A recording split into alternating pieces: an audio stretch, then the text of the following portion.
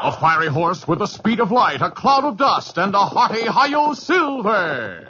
The Lone Ranger.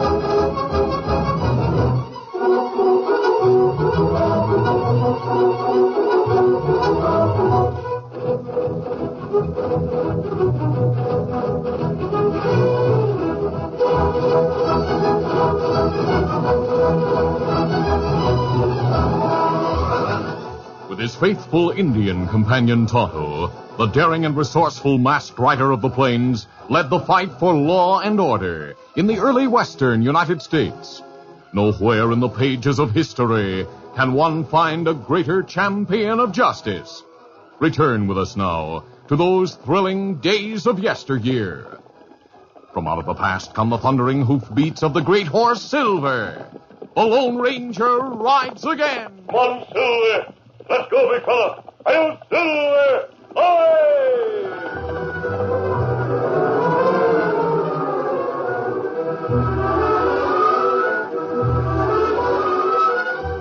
With time to kill while waiting for the Powder City blacksmith to shoe his horse, Tonto, the Indian friend of the Lone Ranger, sat down on a bench in front of the Stagecoach station.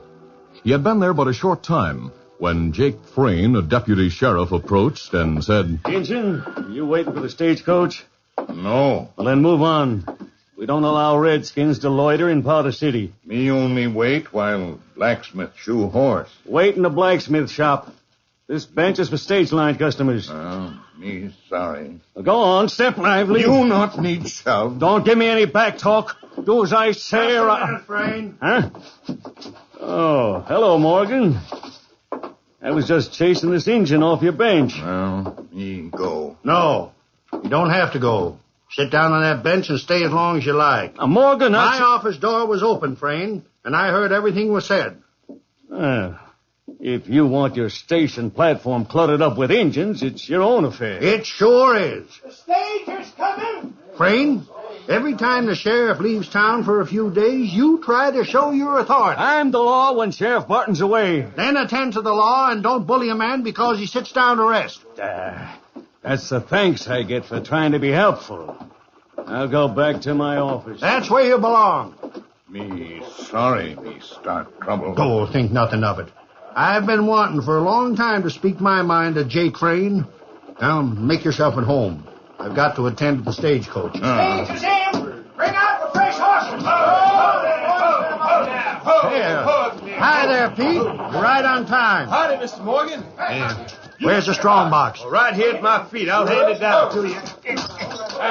You got a hold of it? Yes. The strong box was heavy, and the driver helped the station master carry it into the office.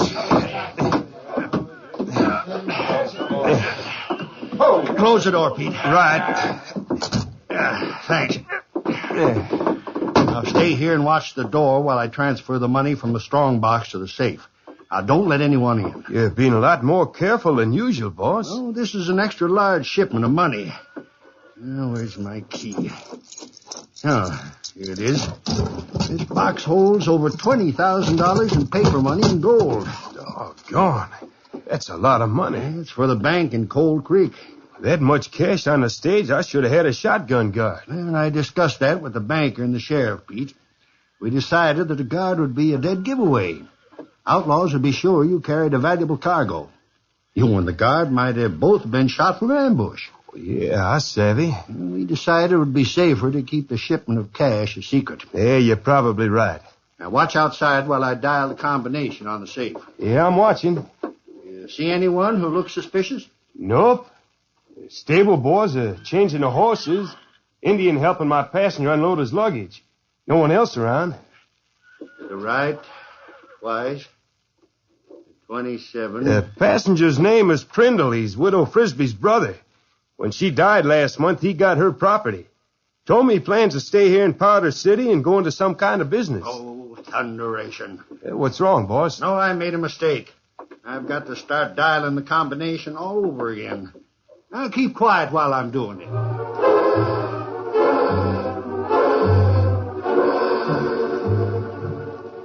Morgan concentrated on the safe, and Pete was equally absorbed in watching the street.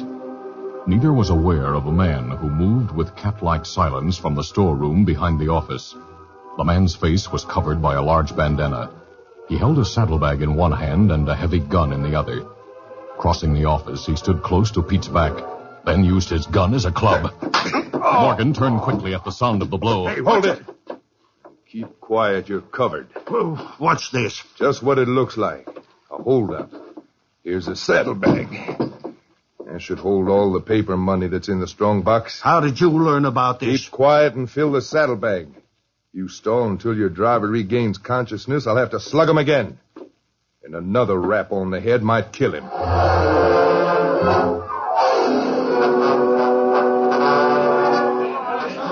Those in the street didn't suspect that a robbery was taking place.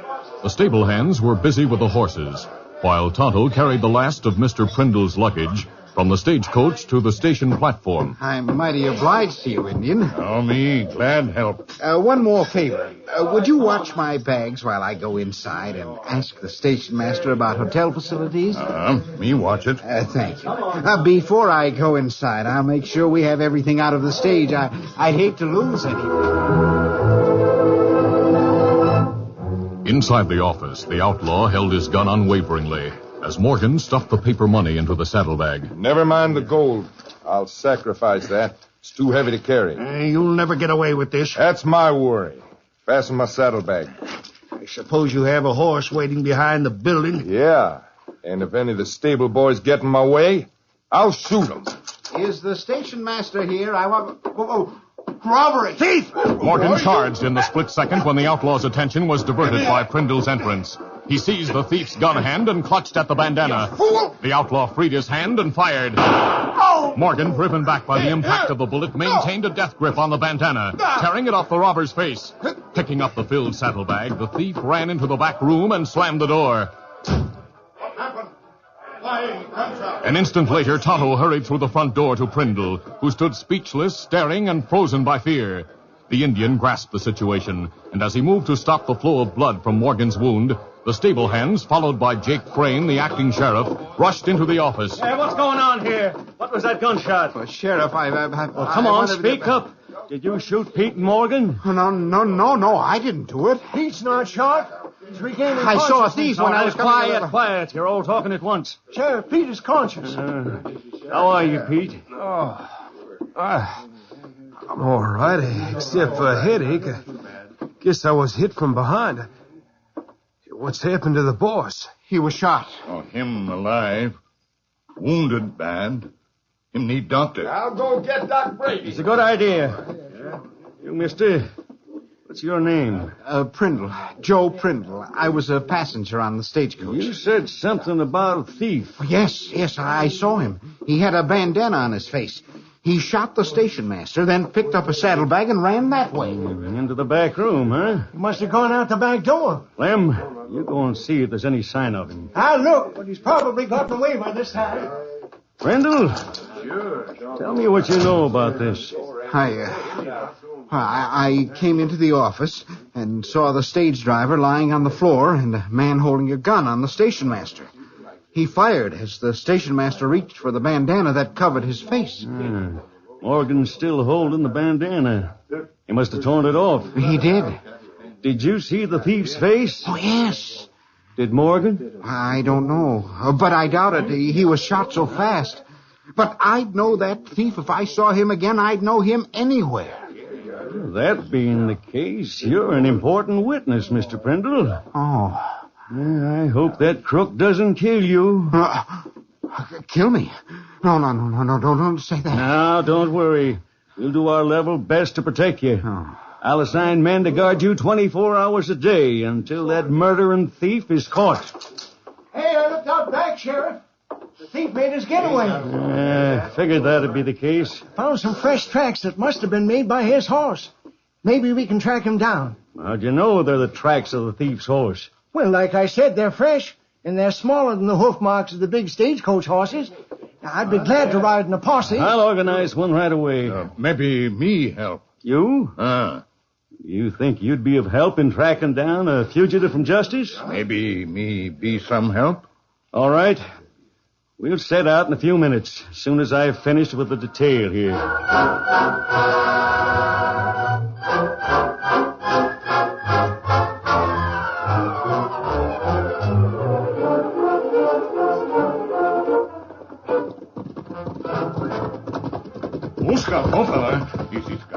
It was late afternoon when Tonto left town and rode to a nearby woods to join the Lone Ranger in camp. He told about the shooting and robbery, and finished by saying, So crook steal $10,000 in paper money. That's a lot of money. Is the deputy sheriff planning to guard the witness? Him go with Prindle to hotel. Get room there. Have man stand guard. Oh, good. What did the doctor say about the station master? Station master wounded bad, but him get well. Him conscious when me leave town. Did he see the face of the thief? No, Prindle only one see face. Tonto, you said the thief escaped through the back door of the station. That's right. Him have horse waiting there. I was going to ask about that. Were there any tracks? Deputy sheriff looking. Him find fresh hoof marks made by horse a thief. Hossy follow tracks. Me go with them. Tracks clear for only short way, then lost on hard ground. Hossy turn back. Maybe give up too soon. You think we could follow the crook's trail farther than the posse? Me think so. Well, it's too late to try today. We'll start tomorrow at sunrise and see what we can do.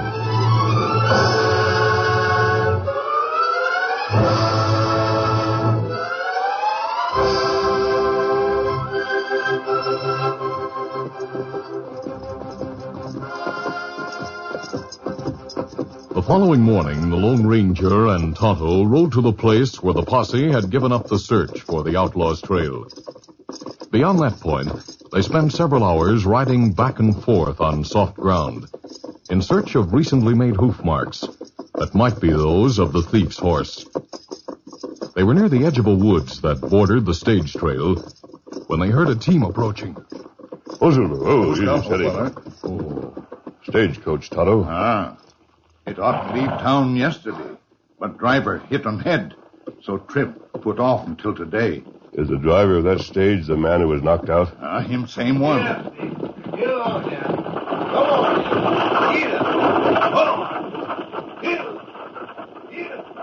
There's a passenger in there. Kimasabi, him Prindle. Prindle? You mean the witness? That's right.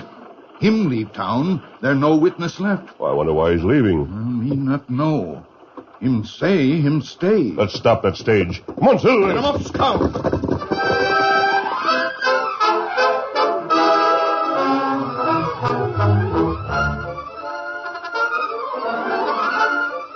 The curtain falls on the first act of our Lone Ranger adventure. Before the next exciting scenes, please permit us to pause for just a few moments.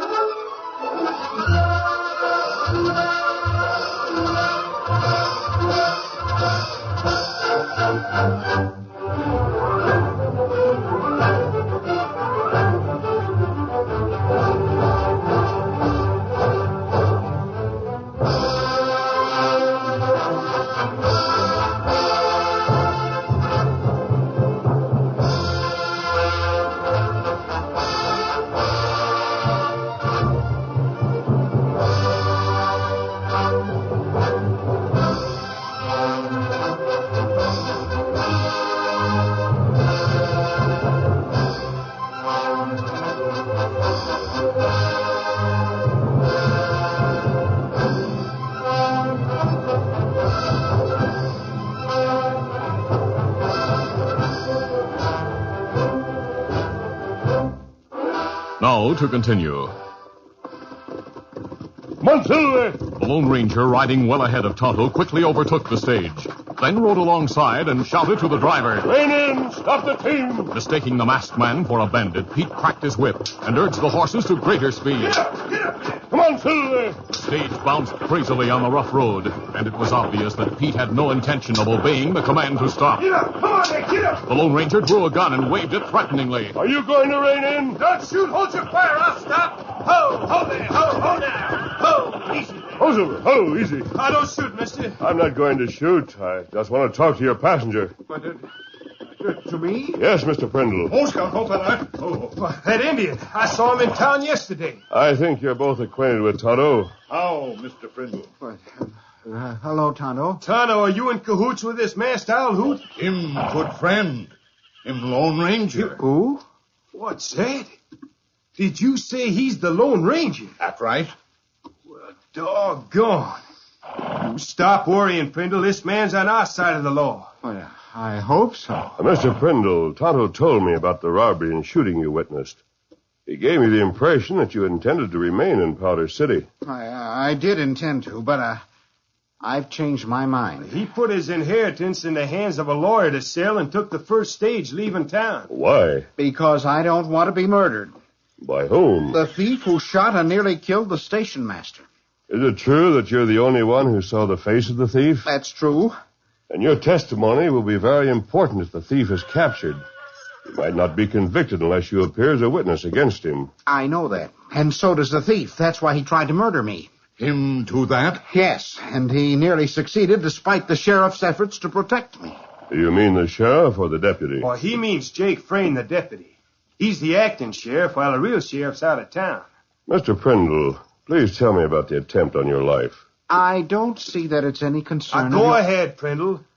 Better men than you and me have found it smart to cooperate with the Lone Ranger. But, Pete, we're losing time, and the stage is already a day behind schedule. That's why a little more lost time don't matter. Did someone shoot at you? Yes. Last night a shot was fired through the window of my hotel room. It just missed me. Prindle had the back room on the first floor of the hotel, and there was an armed guard outside the window. After the shot was fired, the guard was found unconscious, with a rap on the back of the head, the same as I got. Then the thief must have been in town last night. He may still be there. I don't care where he is. I'm getting away, far away. Did you tell Deputy Frayne you were leaving Powder City? Yes. He said he didn't blame me. Mr. Prindle, a few years ago, the West was nothing but a wilderness peopled only by Indians and wild animals. Those were the enemies to be faced by pioneers from the East. Oh, what about it? Well, every settlement was founded by men and women with the courage to face the enemies and the strength to conquer them. If those people had turned back when they first met hardship or danger, our country couldn't have expanded. What's that got to do with me? You're giving up. You're retreating from danger. Do you expect me to go to Powder City and wait for that killer to get me? I expect you to go back, help bring an outlaw to justice, and establish your home. Doggone, Prindle, he talks good sense. But if the law could give me some assurance that I'd be protected. I'll give you this much assurance. No one will kill you without first killing Tonto and me. Prindle, that settles it. What do you mean, that settles it? That kind of assurance from the Lone Ranger's enough for any man. And it's got to be enough for you. I'm taking you back to Powder City. Get around there. Get around now. Come on, easy now. Get up. Get up. Come on, Silver.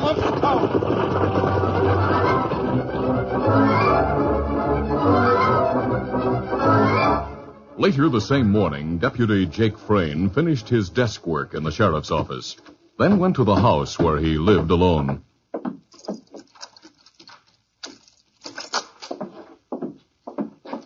He closed the door, then crossed the living room and opened the bedroom door. The coast is clear, Carslake. Come on out. Prindle would have recognized the man who walked out of the bedroom as the thief who had shot the station master. He had been hiding in the deputy's home since the previous evening, when after riding on hard ground to baffle pursuers, he had sneaked back into town. Has Prindle left town? Yes. He left on the stage a couple of hours ago. I'd have been here sooner, but I was tied up in the office with official business. Are you sure Morgan didn't see my face? Yep, I made sure of that. Well, then I'm in the clear. That's right, Carslake. You'd have saved me a lot of trouble if you'd shot Prindle after he saw your face. I know that, Jake, but things were happening too fast. When I shot Morgan, I knew the men had come running into the office, so I figured the best thing was to clear out with the cash in a hurry. Was it hard to get Prindle to leave? No. The shot I fired through the hotel window did the trick. Prindle was mighty eager to leave on the stage. Who was on guard at the window? Oh, Sam Blake. He's one of the special deputies I appointed. You know, I never did like the critter, so I was glad of the chance to rap him on the head.